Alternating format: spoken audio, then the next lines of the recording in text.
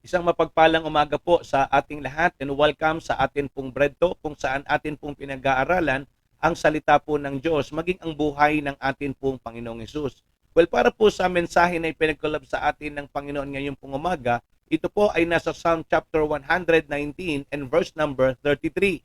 Ang sabi po ng Bible, "Teach me, O Lord, the way of thy statutes, and I shall keep it unto the end." Well, ito po ay paalala sa ating lahat na kung papaanong tayo po bilang mga tunay na tumanggap sa Panginoon o mananampalataya ay dapat nagbibigay po ng panahon sa kanyang salita. Dapat po na tayo ay dapat naaaralan, natuturuan, at kung papaano ito po ay ating naia-apply sa atin pong buhay. Kaya nga napakahalaga na tayo po ay laging natututo sa salita po ng Panginoon. Kaya nga ang title po ng ating pag-aaralan for this morning is Teach Me, O Lord, of your words.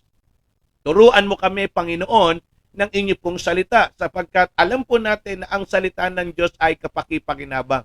Sabi nga ni Apostle Paul, for the word of God is quick and powerful, and sabi ng Bible, ito rin po ay kapaki-pakinabang sa doctrine, sa atin pong instruction, at sa mga bagay po na atin pwedeng magawa sa pang-araw-araw po nating pamumuhay. Kaya nga may tatlong bagay na nais po akong ibahagi sa bawat isa po sa atin. Una, it can cleanse. Ang salita po ng Diyos ay kaya pong maglinis ng ating buhay. Tandaan po ninyo, sa araw-araw na ginawa ng Panginoon, posible po na tayo ay makurap, pwedeng tayo po ay mapollute ng mga nangyayari po sa ating paligid. At hindi ho natin kayang mag-isa na labanan, mga kapatid, kung ano yung ginagawa ng kaaway sa atin. Kaya nga napakahalaga na ang bawat mananampalataya ay nagtutuon ng panahon o naglalaan ng masasabi po nating oras para tayo po ay makapag-aral ng salita po ng Diyos sapagkat ang salita ng Panginoon ang siyang may kakayanang maglinis. Alam niyo ho, yung salita ng Panginoon ang siyang nagpo-purify o ng ating kaluluwa, ng ating isip at ng ating puso. Sabi nga ni David, di ba? Thy word have I hid in mine heart that I might not sin against thee. So kaya napakahalaga ng salita ng Panginoon para ang atin pong buhay ay maging tama at matuwid at maging malinis sa harapan ng Panginoon. Dito po kasi natin nakikita yung sarili natin. Sabi nga ng Bible, yung Word of God ay para din daw pong salamin na siyang, di ba, sumusuri at nakakakita ng tunay po nating pagkatao. At dito po natin makikilala yung ating sarili, kung sino tayo at ano po tayo sa harapan ng Panginoon. Kaya nga mga kapatid, di ba, napakahalaga na tayo po ay dapat laging nakikinig at nag-aaral ng salita ng Panginoon. Kaya nga tuwing umaga, wag ho kayong absent. Di ba? Tuwing umaga, talagang bigyan nyo na po ng panahon at oras. Ito pong ginagawa natin kaysa mag-devotion pa kayo ng sarili, eto na po, kumbaga kakainin na lang natin, templado na, nakaluto na, tatanggapin na lang natin at makakatulong pa po sa ating kaluluwa. Kaya nga, yun ho yung bagay na gusto pong ituro ng Bible dito sa verse number 33. Ang sabi dyan, teach me, O Lord, the way of thy statutes, and I shall keep it unto the end.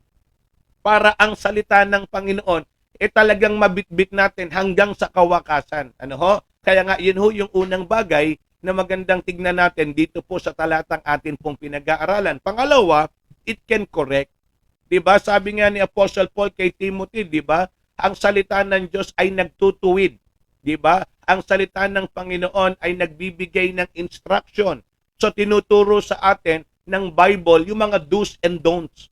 So dito ho natin makikita na ang Biblia guide or manual ng atin pong mga buhay. Kaya nga bilang Kristiyano, hindi ho natin kaagad alam lahat. Lalo na yung mga bagong mananampalataya, naalala ko nung ako rin, bago pa sa gawain ng Panginoon, di ba? May mga bagay pa rin ako nagagawang akala ko tama. Akala ko okay lang sa Panginoon. Pero nung ako po unti-unting natutong magbasa ng salita ng Panginoon, doon ko nakita na may mga bagay pa lang dapat na hindi na natin ginagawa kasi Kristiyano na tayo at yung mga dapat naman natin ginagawa dahil Kristiyano na tayo. So ang nagtutuwid at na nagbibigay sa atin ng instruction ay yung salita po ng Panginoon. Kaya nga sana mga kapatid, wag ho nating sayangin yung mga pagkakataon na tayo po sama-samang nag-aaral ng salita ng Diyos sapagkat dito ho natin makikita kung ang buhay ba natin talagang maayos na sa harapan ng Panginoon. Tandaan po ninyo, Araw-araw sa harapan ng Diyos mahalaga. Araw-araw sa ating pong buhay, yung atin pong mga natututunang salita ng Diyos, importante rin. Kaya nga dapat doon ho tayo magbigay ng panahon. Di ko sinasabing wag na kayong magtrabaho, wag na kayong mag-aral, wag nyo nang gawin yung mga dapat nyong gawin everyday, kundi bigyan lang po natin mga kapatid. Sa isang araw, maglaan na ho tayo. O yung bread talk naman natin, di naman ho aabot ng isang oras yan eh. Wala pang ang 30 minutes yan kung tutuusin. So bigyan na ho natin ng puang sa buhay natin kasi alam naman natin, hindi ho tayo perfecto. Pwede tayong magkamali anytime. Pwede tayong madulas, pwede tayong, di ba, malihis. So kung meron po tayong salita ng Diyos, sa maagap na kaparaanan, di ba, hindi pa mabigat at matindi yung sitwasyon natin doon sa buhay natin, sa pagkakamali natin. So dahil meron po tayong salita ng Diyos everyday, so nagtutuwid na kagad tayo. Kumbaga naaagapan tayo doon po sa posibleng mangyaring hindi maganda sa buhay natin o kaya totally mawala tayo sa Panginoon. Kaya nga mga kapatid, tanggapin na natin na kailangan po natin ang salita ng Diyos sa ating buhay at kailangan tayong magpaturo sa Panginoon ng kanyang mga salita. Kaya nga sabi ng Bible, teach me, O Lord, of your words. Diba? Turuan mo kami ng iyong salita sapagkat ang totoo, hindi naman ho natin talaga ganun kagad kaalam yung salita ng Panginoon. Kaya nga yan po yung pangalawang bagay na nais ko pong ibahagi sa bawat isa ayon po dito sa ating talata. Pangatlo, it can change. Ang salita ng Diyos ang bumabago ng buhay natin. Kumbaga, yung mga dapat na, alam niyo po, yung ating anyo. Ano sabi ko nga sa salita din po ng Diyos, nakita ko yung pagbabago ng buhay ko. Yung mga dapat kong ginagawa o sinasabi o lugar na pinupuntahan o kaya yung aking isinusuot, maraming bagay sa buhay ko na nagbago dahil nakita ko po sa salita ng Panginoon. 'Di ba? Hindi ho natin kayang baguhin ang sarili natin. Hindi ho natin kayang iwanan, alisin yung sarili natin doon sa pagkalugmok sa kasalanan, doon po sa pagkaalipin sa kaaway, mga kapatid, dahil po sa salita ng Diyos, ang lahat ay nagbago. 'Di ba? Marami pong naiba, marami tayong natutunan. The more na tayo po ay nakakapakinig ng salita ng Diyos, the more na tayo po ay natuturuan, unti-unti tayo po'y binabago ng salita ng Panginoon. Kaya nga mga kapatid, wala pong ibang aklat, wala pong ibang libro, walang ibang kaparaanan para ang tao magbago, kundi dahil lang po sa salita ng Diyos. Hindi ho natin kayang baguhin ng sarili natin, maniwala po kayo. Hindi ho natin kayang magbago para sa ikatutuwid at ikaayos ng buhay natin kung sariling kaparaanan lang natin. Hindi tayo kayang baguhin ng ibang libro. Hindi tayo kayang baguhin ng ibang babasahin. Tanging ang Biblia lang ang siyang nagtuturo sa atin kung paano tayo mababago at kung paano tayo magiging kaaya-aya sa harapan ng Panginoon. Kaya nga, sabi nga ng Bible sa verse number 33, and I shall keep it unto the end. So ang tao babaguhin ng salita ng Panginoon araw-araw. Kaya nga everyday, meron pong ginagawa ang Diyos sa buhay natin. No? Maniwala po kayo.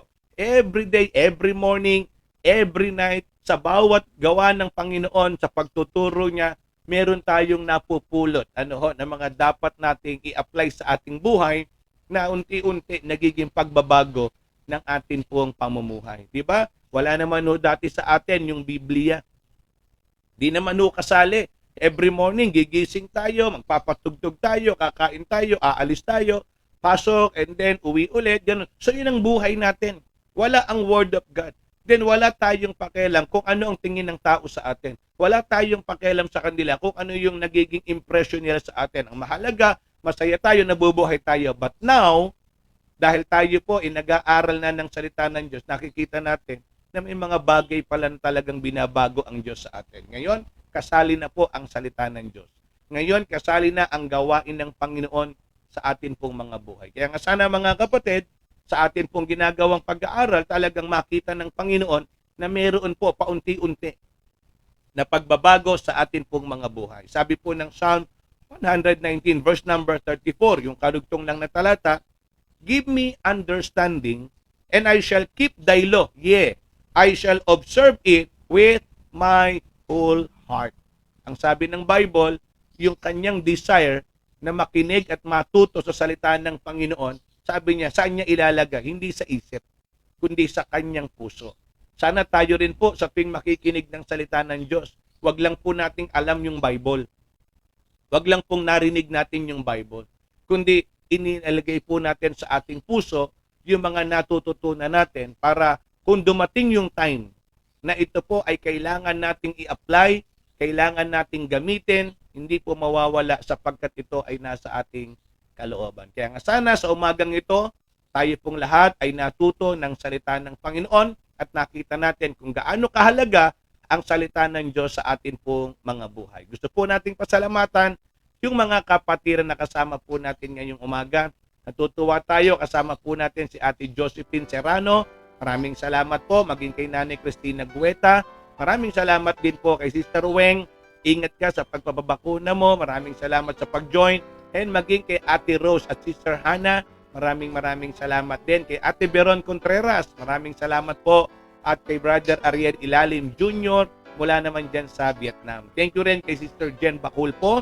Sana ingatan ka palagi ng Panginoon. At maging kay Sister Grace Contreras mula naman sa Oman. Thank you rin kay Ninang Ana and Brother Sam mula po dyan sa Fairview, Quezon City. Maraming salamat din kay Sister Arlene Beltran mula naman sa Australia. Sana ay talagang patuloy kang palakasin at pagalingin ng Panginoon. Thank you rin po kay Ninang Kiten na nakasama natin for this morning at maging kay Kit Daniel Bakul po. Maraming salamat. Thank you rin kay Clarence Bautista mula naman sa Letre. At thank you rin po kay Ninang Mirna Reyes mula po dyan sa Bagong Baryo. Maraming salamat po sa inyo nang. At maging kay Ninang Shu mula naman sa Cavite. Maraming salamat din. At maging kay Althea Junio na dadalas na po na nakakasama natin itong mother ni Gab. Maraming salamat sa pag-join. At maging kay Sherry Rose at Benz de la Cruz diyan din sa Imus, Cavite. Maraming salamat sa inyong mag-asawa. Pagpalain kayo ng Panginoon. And thank you rin kay Kendi Padre. Kasama niya si JM, yung kanyang baby. Maraming salamat.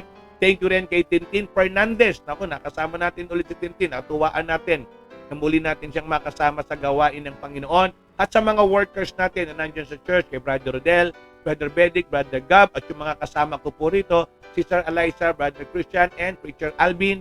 Maraming salamat sa inyo. At maging kay Preacher Chris, maraming salamat din. Maging kay Nanay Denden, maraming salamat po sa pag-join ngayong umaga. At maging kay Sister Lani Gerbolinga, mula naman dyan sa Libis. Thank you rin kay Hershey Anastasio. Ingat kayo at maraming salamat sa pag-join. Thank you rin kay Brenda Lynn Beltran, mula naman sa Imus, Cavite. Thank you rin kay Brother Martin Caber mula sa Calbayog, Samar. At kay Lisel Dakles, maraming salamat din mula rin dyan sa Katbalogan, Samar. Thank you kay Ate LB Bautista, wala po dyan sa Bagong Baryo. Good morning po sa inyo. At maging kay Sister Bing de la Cruz, maraming salamat din mula sa Imus, Cavite. Thank you rin kay Brother Norman Macabidang dyan sa Calbayog, Samar. At thank you rin kay Darling Lacuna, kay Lorena Lacuna mula naman sa Caloocan. Maraming salamat din kay Brother JB Basal dyan sa Calbayog. Maraming salamat sa inyo. At maging kay Preacher Ray Barcelonio, maraming salamat sa pag-join at ingat kayo dyan sa mga kapatid natin sa Samar. At thank you rin kay Kim Abordo mula naman sa gawain natin sa Letre. At maging kay Aaron Miranya dyan po sa Mindoro, sa Calapan, Mindoro. Maraming salamat. And today, birthday ni Brother RM. Happy birthday, Brother RM. At naway pagpalain ka ng Panginoon at patuloy kang biyayaan pa ng maraming taon sa iyong buhay. Sana maging masaya ka ngayong araw na ito. Happy birthday sa iyo. At maging kay Zakira Ambong. Happy birthday din kay Kiray. Sana masaya ka rin, Kiray, and happy birthday sa iyo at marami pang taon na ibigay sa iyo ng Panginoon. Maraming salamat sa lahat ng mga kabretok natin na nakasama natin this morning at sa lahat po ng mga manonood at makikinig pa lamang, naway kayo rin po mapagpala ng salita ng Diyos. Samantala, mamaya pong alas 7, prayer meeting po natin. Kung meron po kayo mga prayer request, mag-comment lang po kayo sa pinost ni Sister Eliza para po sa mga prayer request na magandang ipag-pray natin mamayang gabi. Sama-sama ho tayong mananalangin at kung may kakayanan po kayo makapag-zoom, mas maganda para maka-fellowship po ninyo yung inyong mga kasama sa prayer time. Ano po? Kaya again, maraming salamat. Ingat po tayo palagi and good morning to everyone.